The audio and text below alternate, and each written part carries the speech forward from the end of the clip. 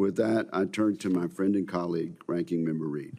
Thank you very much, Mr. Chairman, and let me join you in recognizing the victims of political violence over the last several years, and also on this 9/11, those who died and were injured on the attack on not on New York City, but Washington, D.C. But thank you, Mr. Chairman, for that moment of silence.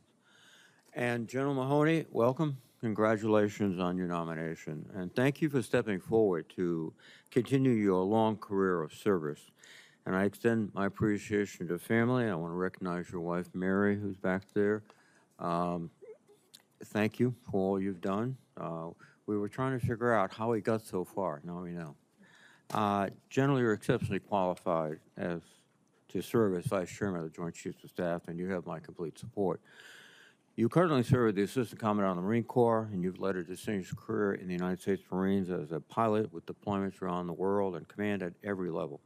Your experience and understanding of the Joint Force will serve you well. As important, your reputation as a candid and forthright officer will be depended upon and tested in this situation. General, I am concerned about the state of the Joint Force you will help lead if confirmed. Over the past year, and especially in the recent months, we have seen an alarming erosion of the civil, political, and military norms in this country. The administration has taken unprecedented steps to politicize the military, in my view, steps that threaten the very foundation of civilian military trust and the rule of law.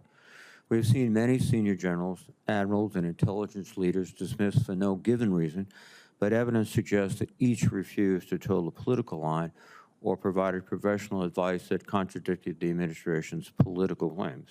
We have seen troops deployed into our own cities, not in response to natural disasters or national emergencies, but to make a political point, resulting in intimidation and division. Across the country, U.S. troops are being pulled into mass deportation operations, missions far outside their core warfighting role, risking readiness and eroding the trust between the military and the American people. Inside the Pentagon, Secretary Hicks has dedicated significant time and resources to search for leakers, including grilling career military officers, threatening their jobs, and creating a climate of fear. At the military service academies, books are being removed from libraries and diversity programs dismantled, not because they harm readiness, but because they offend a political agenda. This will not increase lethality. It will undermine the ability of our next generation of officers to think critically and lead Americans from all walks of life. And across the Department of Defense, arbitrary personnel cuts are hollowing out expertise and leaving critical positions unfilled, weakening our ability to deter our adversaries and protect the nation. Every day, we are seeing the real dangerous impacts of these firings and reprisals. Perhaps most alarming of all, the President is fundamentally challenging the rule of law. Last week, the President ordered an airstrike on a speedboat off the coast of Venezuela, which reportedly killed 11 people. This was a premeditated use of lethal force carried out without congressional authorization, without clear legal justification, and without evidence of an imminent threat.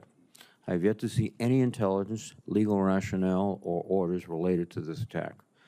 Over the past several months, the administration has deployed major naval and air assets into the Southern Command AOR, including an amphibious squadron with roughly 4,500 Marines and sailors, 3 destroyers, a guided missile cruiser, a fast attack submarine, F-35 fighter aircraft, and P-8 reconnaissance aircraft.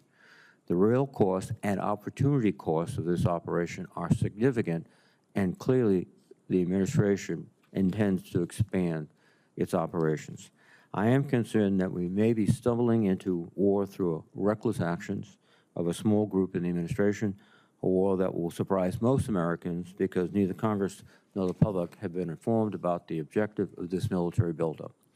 General, I'm concerned that this administration is silencing military leaders from providing both legal advice and best military advice, or even speaking honestly about operations. When generals and admirals are afraid to tell the truth, we lose the very candor that keeps our nation safe. This is not about politics, it's about war and peace. The oath that each military service member takes is to the Constitution, not to a single individual. General Mahoney, these are but a few of the ongoing challenges you will need to consider. During today's hearing, I expect and I'm confident you will pledge to always provide your best military advice to the President and the Secretary of Defense, even if that advice is not what they would want to hear. Like every other senior officer who comes before the committee, I expect you'll also give us your best and unfiltered military opinion, even if those views differ from the administration. And I expect you to be responsive to this committee when we request briefings and information to assist in our oversight of the department.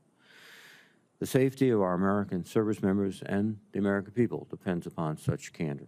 General, if confirmed, you will help lead the Joint Force at a momentous time. Thank you, and I look forward to your testimony. Thank you, Mr. Chairman. Thank you, Senator Reed.